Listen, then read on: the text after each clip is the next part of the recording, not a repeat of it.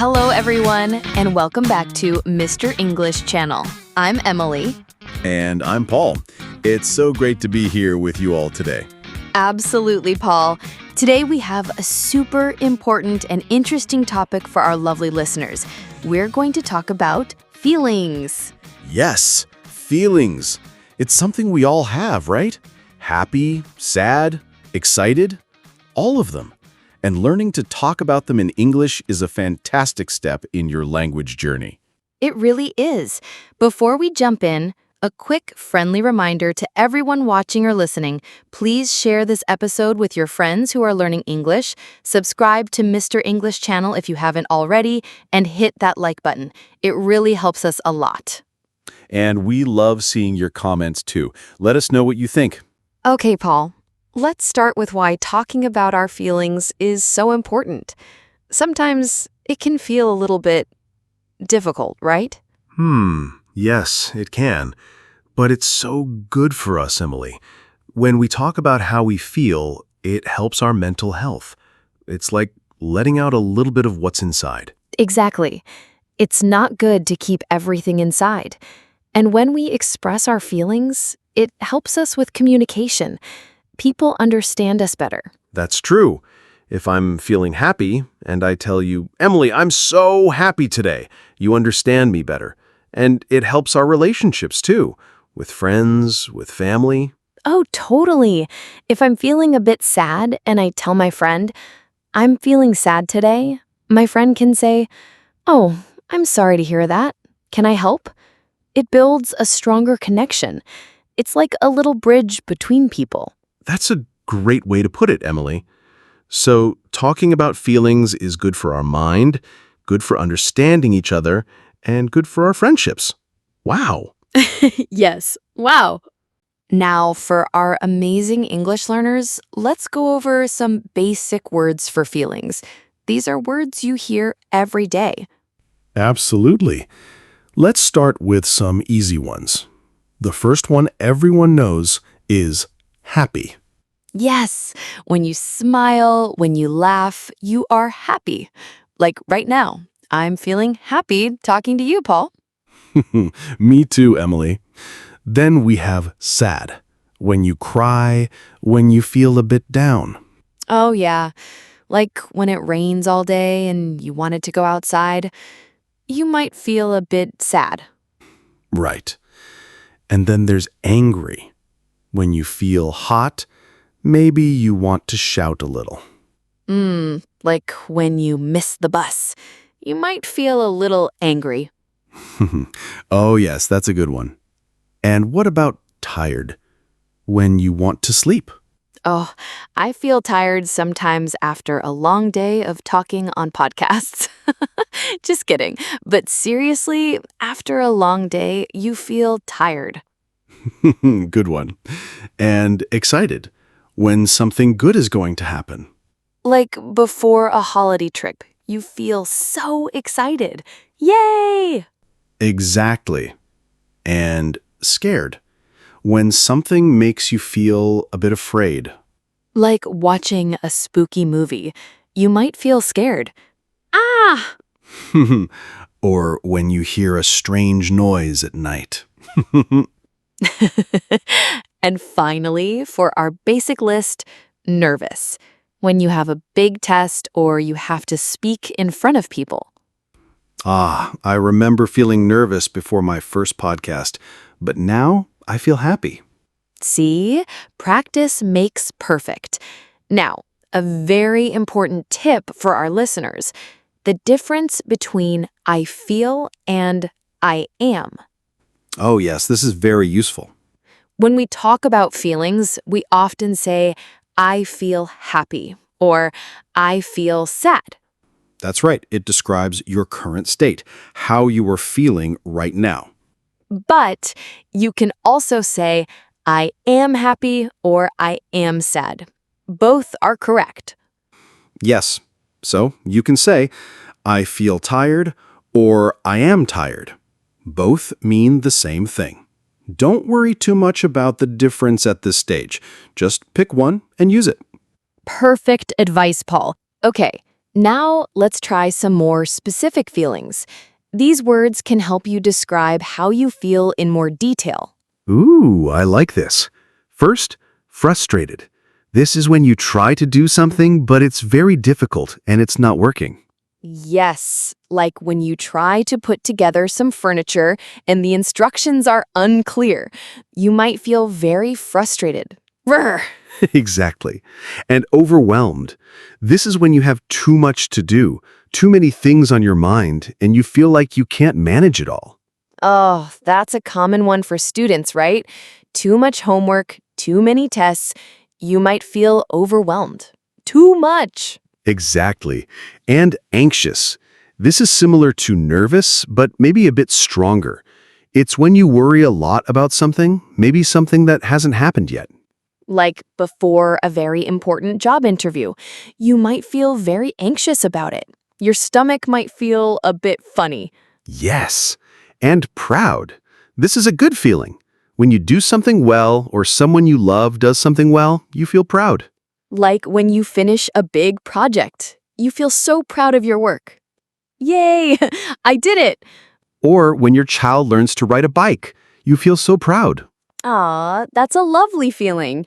And lonely. This is when you feel alone, even if there are people around. You just wish you had someone to talk to. Yes, sometimes we all feel a little lonely. It's okay to feel that way. Absolutely. Then we have confident. This is when you believe in yourself and your abilities. You feel strong and ready. Like when you know the answer in class and you feel confident to raise your hand. Yes. And finally, for this section, disappointed. This is when something you hoped for doesn't happen, and you feel a bit sad because of it. Oh, like when your favorite team loses the game. You feel very disappointed. Yes, that's a good example. Now, let's talk about how to describe how strong a feeling is. We can say a bit sad or completely devastated. This is super useful. A bit sad means a little sad, like if your ice cream falls on the ground. Oh no, so sad. But completely devastated means very, very sad, like if you lose something very important to you. Exactly.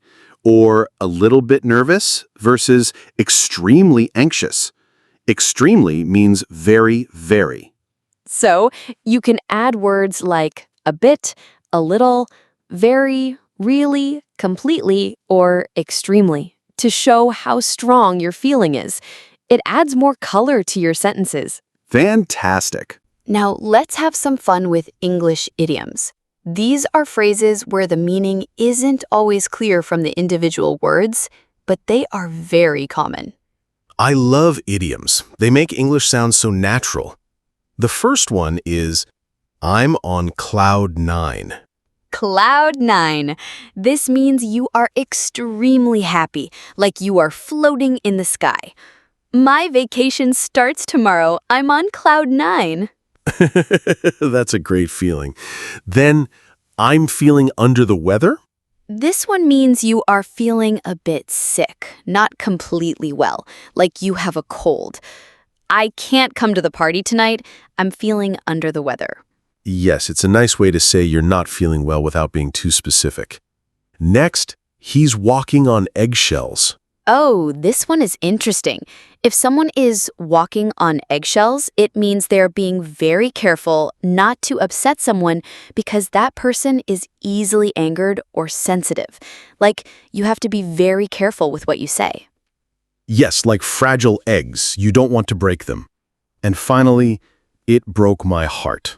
This means something made you very, very sad or deeply disappointed. Like, when my dog ran away, it broke my heart. Oh, that's so sad, Emily. These idioms are really fun, but they take a little practice to remember.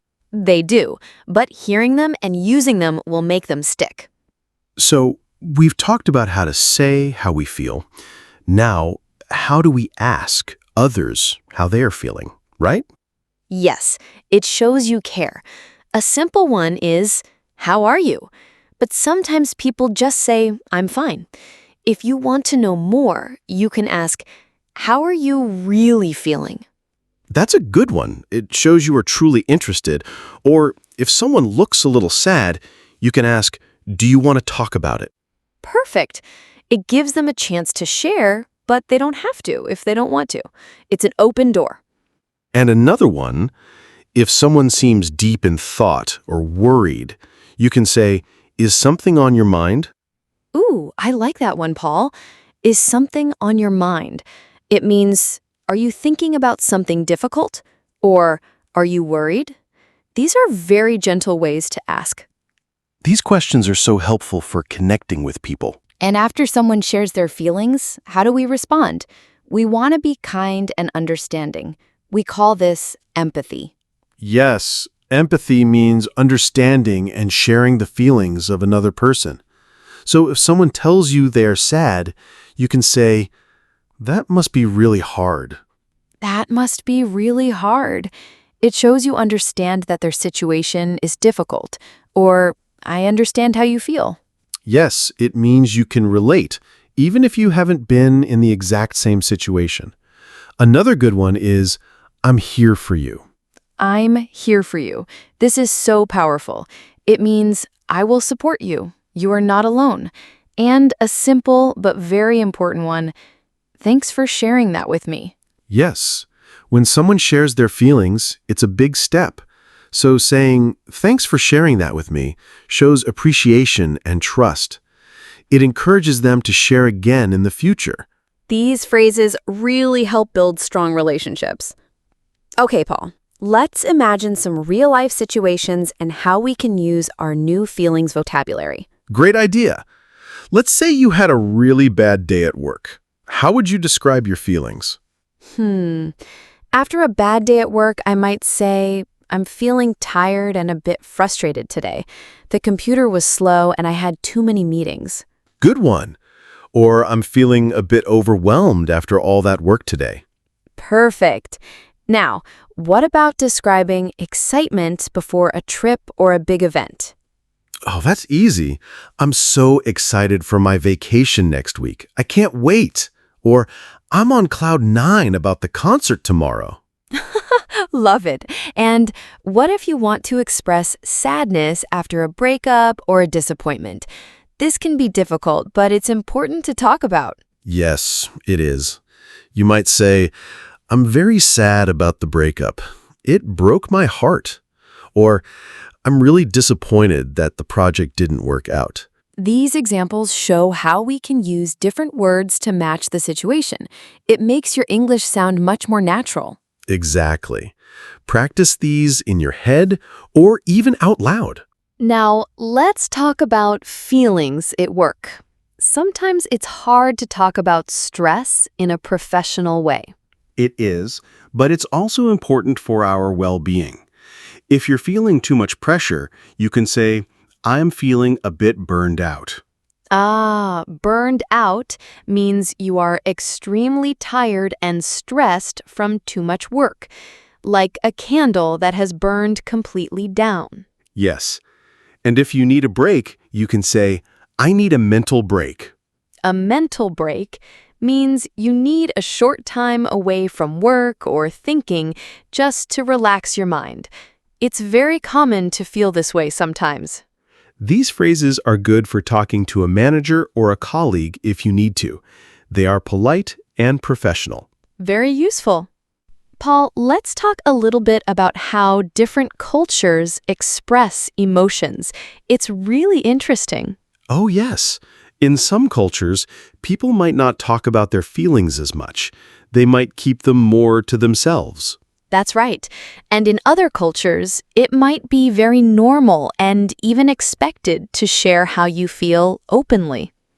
Sometimes, English can feel a bit more direct or open when talking about feelings compared to some other languages. Yes, exactly.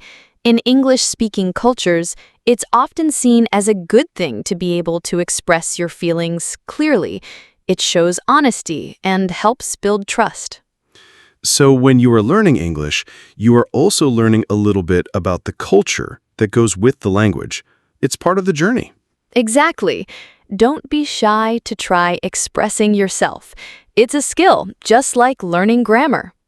Okay, Paul, we're almost out of time, but before we go, what are some final tips for our listeners to improve their emotional vocabulary? My first tip is keep a feelings journal in English. Ooh, I love that. Every day, write down how you feel. Today, I feel happy because, or today, I feel a bit tired because. Yes, it helps you practice using the words. And my second tip is practice describing your day using emotional language. So instead of just saying, my day was good, try to say, my day was a bit stressful at first, but then I felt very proud of my work. Exactly. The more you practice, the easier it becomes. Don't be afraid to make mistakes. That's how we learn. That's fantastic advice, Paul. And remember, everyone, talking about your feelings is a journey, both in English and in life. Be patient with yourself. Absolutely. And we are so proud of all of you for learning and growing with us. Well, that's all for today's episode of Mr. English Channel. Thank you so much for joining us. Yes, thank you. Remember to subscribe to our channel, share this video with your friends, and hit that like button. And we would love to hear from you. Leave a comment below and tell us, how are you feeling today? Or what was one time you felt super excited? We can't wait to read your comments. See you next time, everyone. Bye-bye.